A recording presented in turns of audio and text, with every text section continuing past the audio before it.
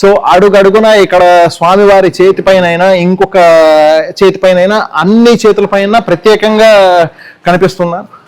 అదే కాక ఈ గణేష్కి ప్రత్యేకంగా మీరు ఈ విషనాగులను చూడొచ్చు. ఈ విష సర్పాలను ప్రత్యేకంగా అమర్చారు.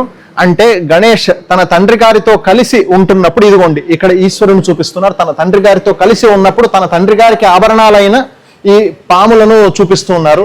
సో దీంతో మీకు చాలా అద్భుతమైన గణేష్ని చూసిన ఫీలింగ్ వస్తుంది. సో ఈ గణేష్ అన్నీ కూడా ఇప్పుడు సేల్ అయిపోతున్నాయి. చాలా లాస్ట్ మినిట్ సేల్ లాగా కనిపిస్తోంది.